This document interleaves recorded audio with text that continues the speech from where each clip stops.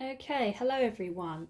You should have now watched the first video where I show you how to paint your background pieces of paper.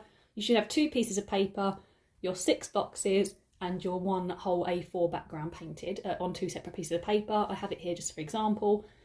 You should also now be looking at, you should have found these pictures. These are on the slideshow, so please do feel free to either look at them on a screen or print them out as I've done here. Just printed the whole slide and you can copy them from that. I did say when you painted your backgrounds, I've used coffee for this example. You can use tea if you want to.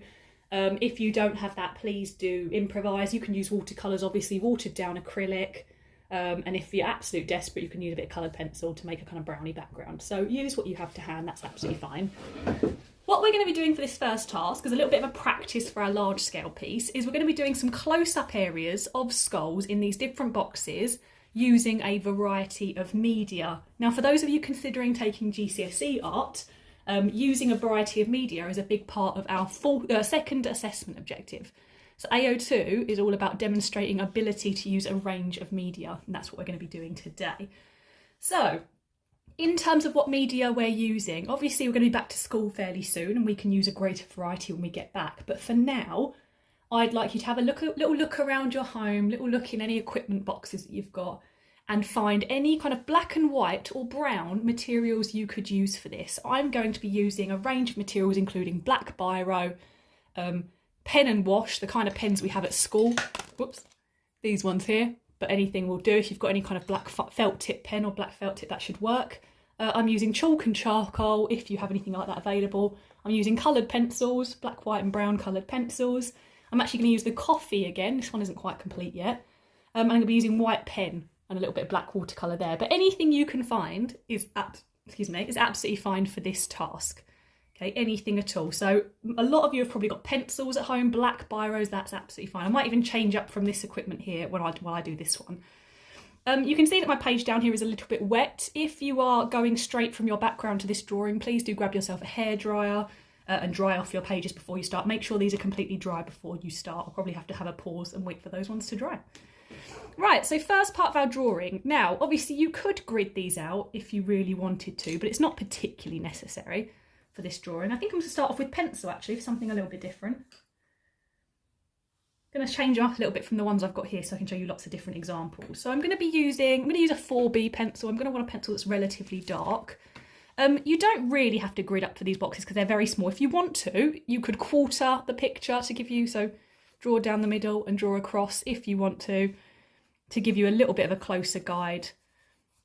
But this is very much about looking at shapes of your skulls, looking at the little individual sections. So I'm starting with the eye here. I'm just going to start off with pencil. I'm using, like I said, a 4B because I want something fairly dark to work on top of a darker background. And I'm just planning out my shapes to start with. I don't think I've done my eye quite big enough. Working around, there's a little bit off the edge here. Don't be afraid to go slightly off your background, that's absolutely fine. And the head starts kind of coming up there. There's a few little cracks, but I'll put them in afterwards. I'm going to start off with this eye, and I'm going to start building up my shades. Now, if you do have a range of pencils, I would suggest using your darker pencils. Your 4Bs, your 6Bs, your 9Bs, use a variation. If you don't, and you've just got yourself a 2B or a HB, it's going to be all about pressing heavy and having those layers. It certainly is going to be a little bit harder if you've only got HB. It means you're going to have to put a bit more time into building up those layers. But if you do have the darker pencils, and if you are considering taking GCSE art, please do invest, if you can, in a little set of pencils.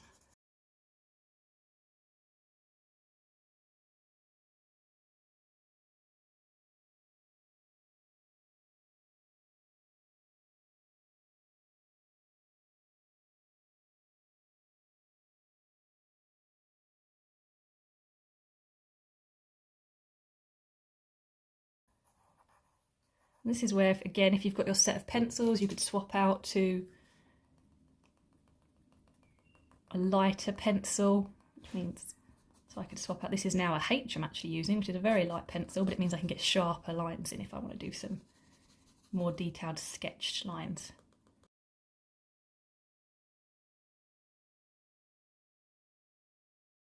Gonna move on to pen and wash, because I quite like a pen and wash.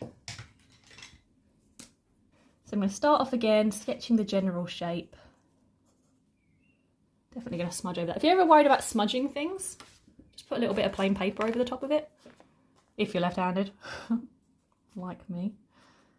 Right, starting off with a planned sketch, and I'm just loosely planning out the eye. Again, paying close attention to that shape. The nose is going to go somewhere around there.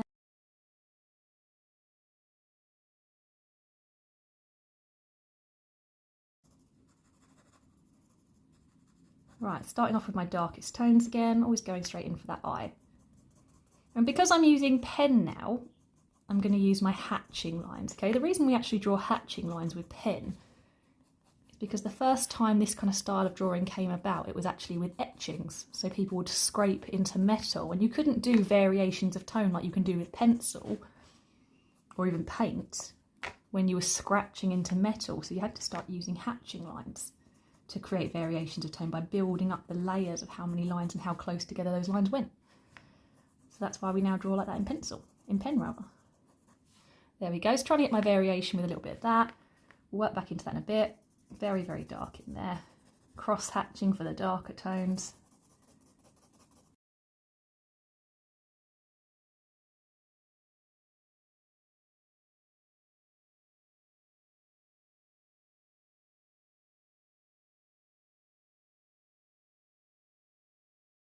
There's a little bit of shading there. Okay, that's all I'm going to do for now. There are some areas that need to be a bit darker. I'm going to start with my water. Okay, so got my water. Obviously you might need a brush for this. If you don't have a brush, you can potentially make do with a little bit of a cotton bud. A cotton bud and some water would work quite well. A little tiny bit of tissue wrapped into a tight little circle. See how you go. Do feel free to experiment. Okay, so I'm now going to use my water to start spreading out my ink. Okay, and you want to do, before you go to all this trouble of drawing the picture, try a little tester area, okay? Test your pens and see if it will spread with water. Because some do and some don't, unfortunately. If it's a little bit more kind of permanent ink, it may not work. Now, I left this area before around the nose. This is because I'm going to actually just use the rest of the ink now. It's quite dark, but it's a little bit of a different variation to the rest of it. So I'm going to texture that out.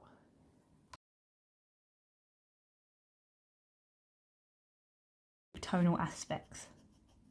Okay, so I'm just doing this bit under the cheek. That's not quite dark enough for what I need, so I may actually take some of the ink from the bottom here and add it in. So we're essentially doing like a watercolour painting now. I can grab ink from other places and stretch it out and move it around. So that's why we don't need to do too much. If you overshade and add add water to it, you're going to get some really dark tones. So build it up slowly. You can always let this one dry and work back over it with pen afterwards.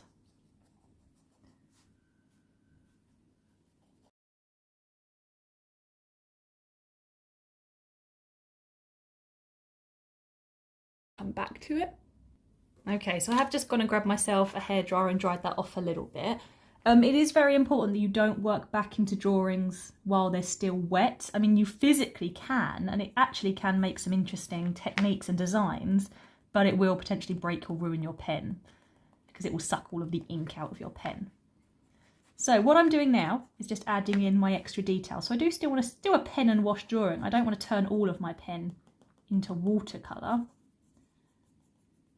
So I'm now adding a few more elements. There's a few little textural elements, the cracks that I didn't want to wash in to the drawing before.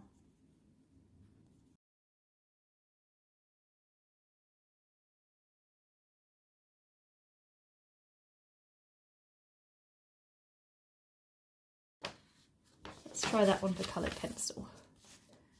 Okay, and obviously I've printed my pictures off black and white. Oh, I've got a brown pen here, that could work quite well. So coloured pencils, I'm going to stick with my browns, my blacks, my whites, same as before. If you ever need recommendations for good coloured pencils to buy, I highly recommend these Prismacolors. They are the best coloured pencils you can buy, if I do say so myself.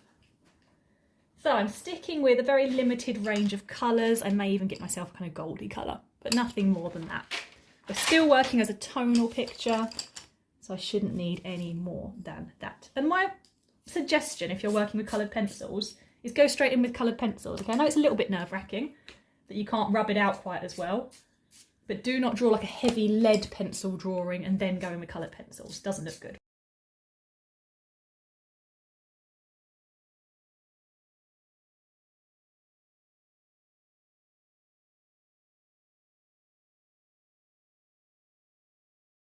Get right. So that's my basic outline to start with. Going to get a darker brown pencil. Start working in some of the darker areas.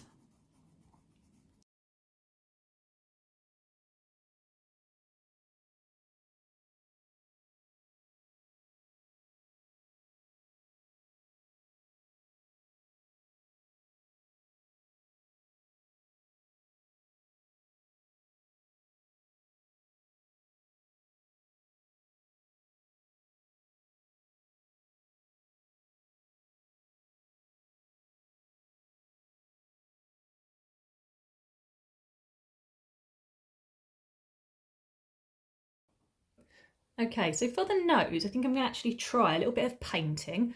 I'm going to be using coffee because I think we've already used coffee as a base. This might require a little bit slightly lighter background. If you've done it with tea or if you've got coffee, you might want a slightly lighter background. This one was a startings of coffee. I think this is the kind of thing we're going to have to build up some layers. I may even work into this one a little bit in a second to show you. But I'm just going to work on the nose drawing for now. So I'm going to sketch out that nose shape. The focus of this work. Okay, and all I've done is I've got myself a little lid of a jar, a little pot, anything you've got, and I've made a very, very concentrated coffee. So lots and lots of coffee, a little bit of water, and I'm going to use that. Well, it's still not as dark as I'd like it to be. Maybe I need more coffee. Got a big jar here. Let me try the big jar as well and see if that's better. My less concentrated coffee, but it's been in here for a couple of days, so maybe it's better. And I'm just going to start painting. Now, obviously, we should all have access. A lot of us probably have access to coffee, something like that. If you don't, or if you don't feel that it's dark enough, as I said, I think it's going to take a few layers. You can just use watercolour or watered down acrylics. Anything you've got available. So everyone should be able to do a painted one, because we should all have something in the lines of coffee, tea, watercolour, acrylics, mix up some gravy, you know, anything you've got at home. A little bit of stock. You've got a stock cube at home. I know some of your parents might say it's wasteful, that's fine. If you're not allowed to do it, it's not a problem.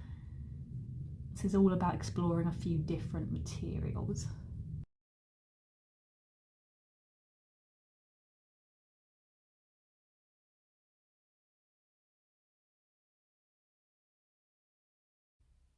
If you do have some white paint and you want to add some lighter colours in there, you obviously can do. I think this is the kind of thing where I'm going to build it down a bit darker and a bit darker. And actually, while I'm here, I'm going to touch up this one a little bit.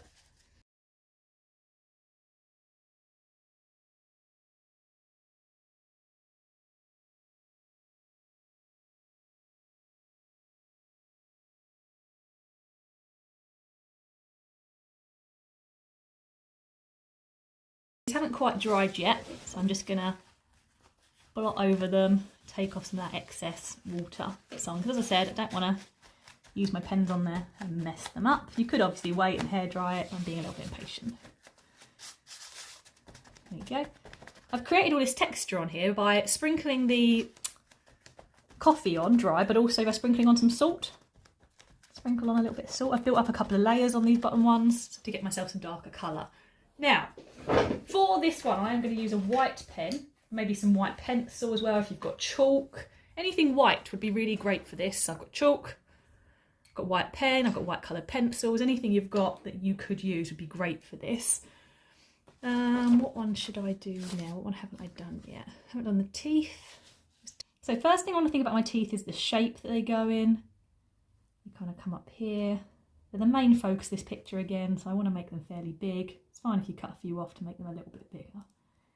And this is where I really want you concentrating on the shape of the teeth.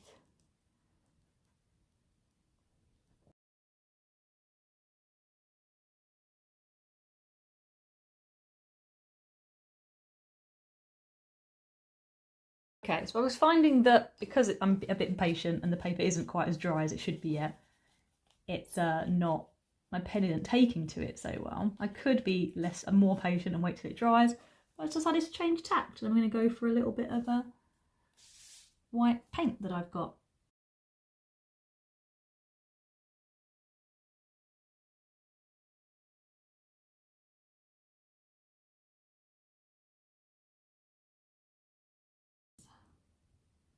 Get your lighter colours in.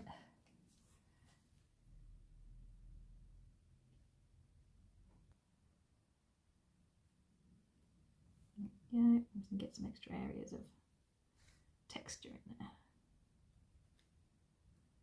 Because it is an old skull, it's going to have some texture.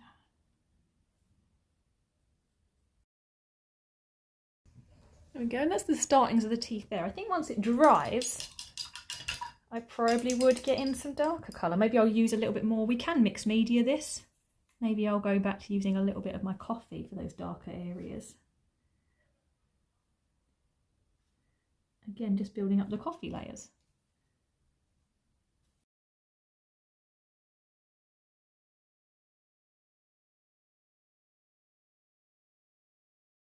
Okay, that's the startings of our teeth. Not looking too bad just there.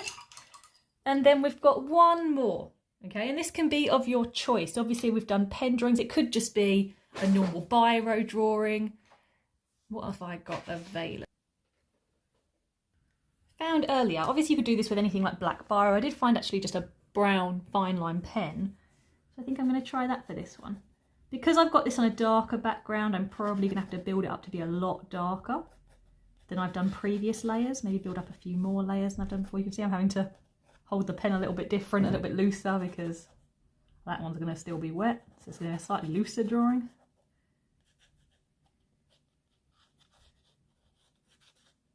So the aim of this, beyond showing that we can use different materials, is that we're starting to get to grips with all of the different proportions of the skull. Those little areas of detail. We want to put these small areas of detail, these little cracks, these little changes in shape and tone. The reason I want you drawing the eyes 1, 2, 3 times is because I want you to start focusing on the idea that we're not just going to shade all the eyes in one tone.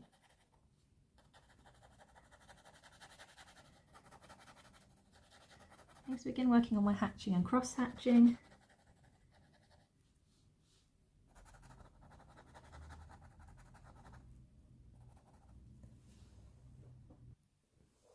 Okay, so I'm definitely finding that because I haven't let these ones dry quite as well, I'm finding it a lot harder for my materials to work on the paper, which is why I keep scribbling down here to bring my pen back to life. So, definitely rule number 1, be more patient than I have been. Because apparently it does make a big difference to your working pens. Okay, adding in some of the cracks.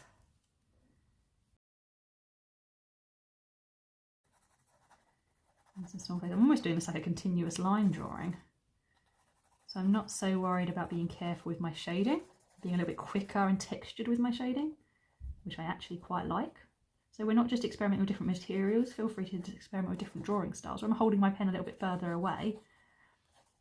I'm having to sketch a bit rougher.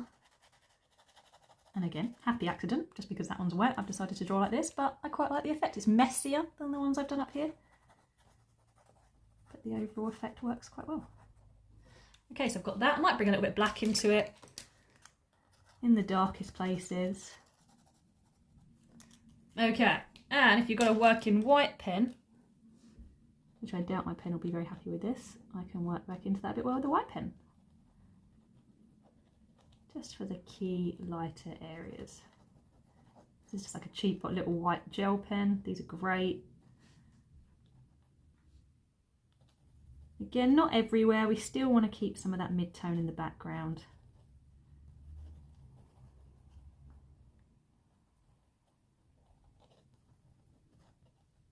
Just getting the lightest areas shaded in. Actually, I'd say it's one of my favourite ones so far. The looser line and the looser design. Okay guys, so this is our first task. 6 boxes, 6 different materials. As I said, see what you have. It doesn't have to be these kinds of materials. Use what you have to hand. Feel free to double up on materials if you don't have 6 different ones you can use. Feel free to explore mixed media as well. You know, if you've got black biro for one, maybe the next one you want to use white pencil and black biro, and you want to try and mix those up. Okay, so do experiment. But obviously we've got pencil as a basic, we've got biro as a basic, you could have coloured pens, you could have coloured pencils, everything we've looked at here. If you've got something like charcoal, that'd be brilliant as well.